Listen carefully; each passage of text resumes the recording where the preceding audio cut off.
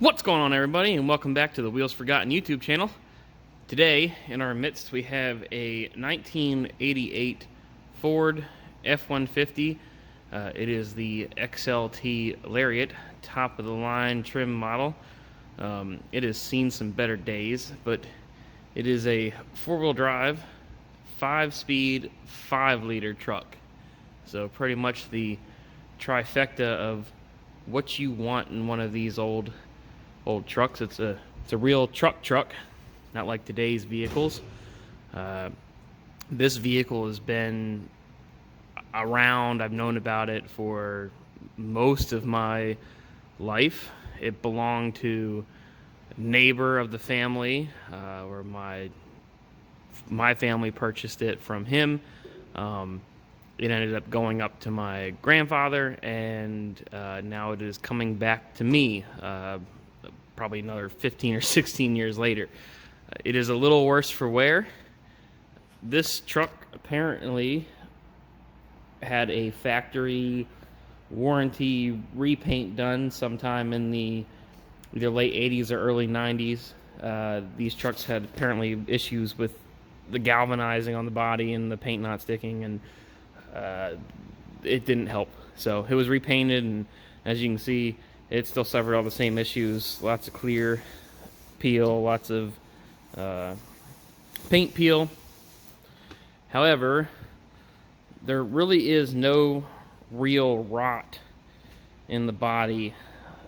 The fenders are clean, the doors are clean, the door bottoms are clean, the cab corners are clean. The worst of it is right here in this wheel arch, which is somewhat fixable. I can make that look much nicer than it is. Not really a permanent fix, but knock that back and prime it and paint it, and it would keep it from rotting. The rest of them are all good. Even with all this trim, the stainless trim hasn't caused any rot in these fenders, which it normally does. There's a little bit up here on top of the roof, but again, pretty superficial. I feel like this would be an excellent candidate for a home, sand it down and roll paint it. Eastwood has a really nice roll-on primer that I've wanted to try forever, and on something like this, you can't really make it worse. So I feel like maybe something like that might be in its future. Obviously, the worst of it is right here.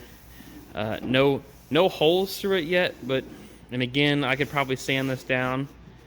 There's a big dent there, and maybe put some all metal or something in there and probably fix this. I bet I could find a junkyard hood for less than $100 if I really cared.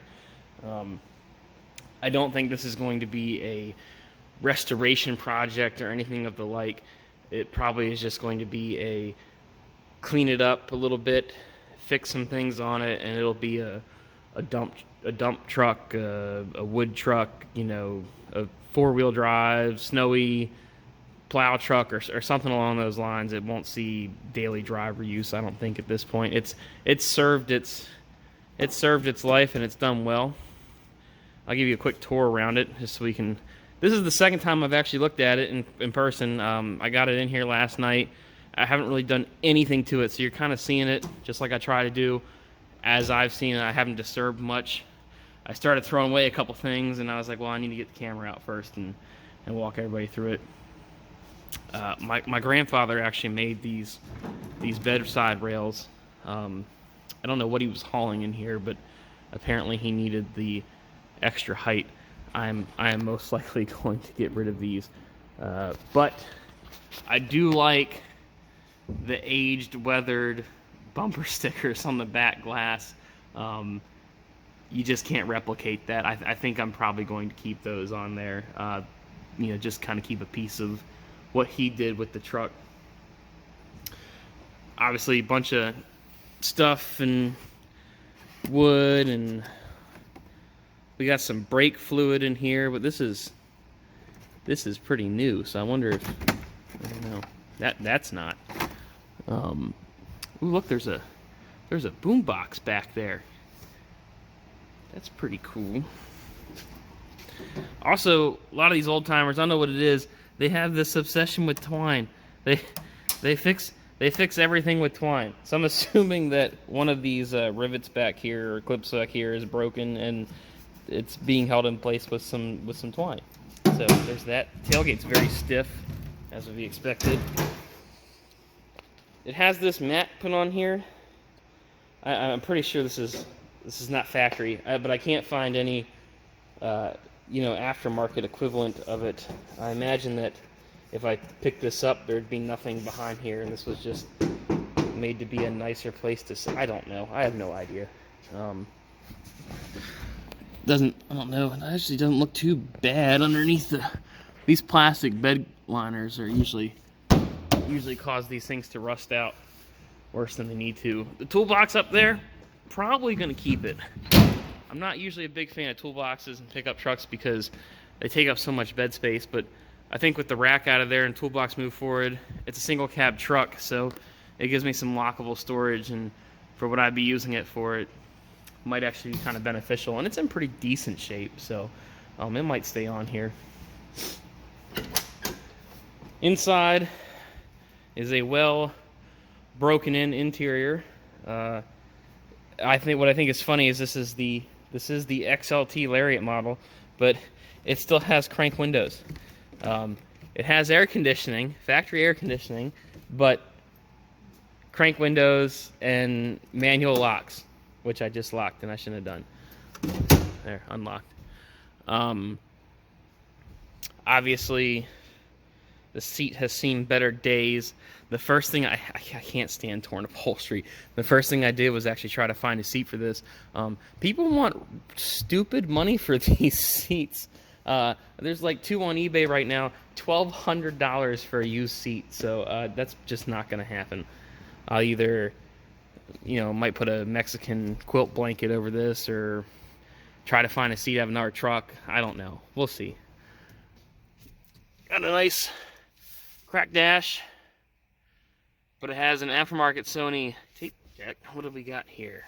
Let's see.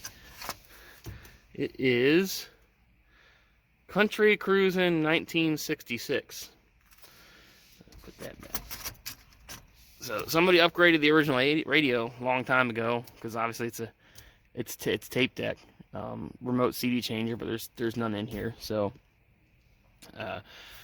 5-speed. So that's a big selling point for me. I don't know if this is the Mazda Trans or the ZF unit. I need to crawl under there and take a look at it and take the numbers off of it and see. It's most likely a Mazda unit, but just because it's a 150. But the ZFs were optional in these, so it's possible. Obviously, the headliner's ruined. He must have tore it down because it was in his head or something and got rid of that, so it wasn't a problem anymore. It only did half of it, which is funny. It has, what does that say? 69,073. That's definitely rolled over once. So 170,000 miles on it. I remember, 20 years ago, we actually went through this truck a little bit, and we put new front shocks and these tires and wheels on here, and these are the tires that we put on here 20 years ago, and they have very little wear on it. My grandpa hardly drove the thing. Obviously they're dry rotten horribly, and these basically these are trailer wheels pretty much, and they're steel, and it's crazy how rotten they are just from really sitting around. I mean, like I said, the truck really hadn't been driven very much and these wheels probably have less than 5,000 miles on them, and they're just pretty much ruined. But back in the day, they were probably $70 a piece or $60 a piece. So, fuel injected 5-liter, runs pretty good. It needs, well, I say it runs pretty good. It runs. It definitely needs a tune-up.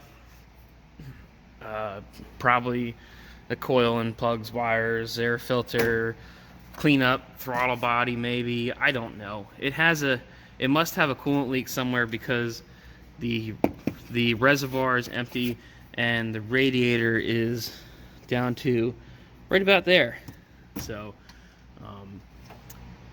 It has, I was told that the clutch slave needs replaced. It might be the clutch master. I don't know. I'll have to look into that and see what it really needs, if anything. Like I said, factory AC truck, no idea if it works. Probably not. Again, for what I'm going to use it for, don't really care. Never really cared about AC to begin with. See more of that paint damage there and messed up headlights. These are actually pretty expensive for truck part. As far as I say, they're expensive. It's expensive relative to what the rest of the parts for this truck costs. Parts for this truck are pretty expensive. These headlights are about $200 a set for new ones that are like real headlights that are actually CAPA certified and whatnot, not the junk Chinese stuff that doesn't work and looks like that in 2 months anyway. Underneath is the worst of it. Come down here with me. I don't know if you can see that. Let me see if I can get a light. There we go. Yeah. I don't understand. It just amazes me that the suspension in the frame has this level of scale on it when the body is in such good shape. Usually it's the other way around. Usually the body rots off and everything else is fine. But this has seen better days. The core support's not too bad. I can probably fix that before it gets... Maybe not. I don't know. Yeah. So as you can see, it needs all new front end components. Luckily, they make a whole kit. It replaces all of this. It's a 1 part number option, and you get brand new everything minus the shocks, which aren't terribly expensive to replace. I learned that these things had a quad shock option apparently, which is goofy. The rest of it looks okay, actually. A lot of scale on the frame, no rot though. Again, probably can brush it all off of there and hit it with some miracle paint or that chassis saver that I have, and probably fix most of that. There's a leak on that front drive shaft, which I'm thinking is coming from the brake line above it, actually, and not out of the axle shaft seal in the front. But yeah, need some TLC. And this is my caveat to this whole project is I'm very happy to have the truck. It'll be a very serviceable truck for me, but I know that I'm not going to be happy leaving it like that, and I don't want to spend a whole bunch of money on it. And it's really not even about the money as much as it is as being a time suck. I just have not a lot of time to go around at the moment, and I feel like tearing the front end out of this and putting new parts in it is going to be very time consuming. And the oil pan is about rotten through on the bottom of the engine, and it's an engine out service to change the oil pan in this. So if I'm going to pull the engine out of it, I'm going to go through it and put new seals and gaskets and check everything and make sure it's okay. And I just don't have the time right now. So this might sit until I get moved into the new shop, get some other things figured out. But I might do some little things, clean some things up, fix some small things. The hood release is bodged together, a lot of other things, and I might work on some stuff like that in the meantime. But as far as running and driving it, probably not going to happen until I get that oil pan fixed and probably figure out what's going on with the clutch. But other than that, she's pretty solid. Start it up if you guys want to. Probably want to hear that. You know, that's not something I do enough, I guess. Climb in here. Pretty sure. Nope, that's a replacement key. Let's see. It's dead cold. Oh, look at that. Actually, it runs pretty good. Good oil pressure.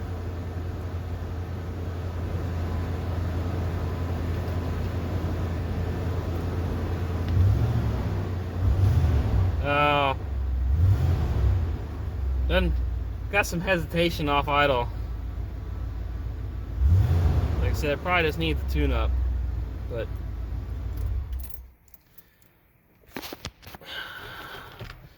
put that back in gear. I parked my stuff in gear. Oh, yes, and by the way, a little bonus footage here. I finally got, I don't know if I even did a video on this, but it's a 1989 FLT that I put back together, and it got a nice, shiny new repaint.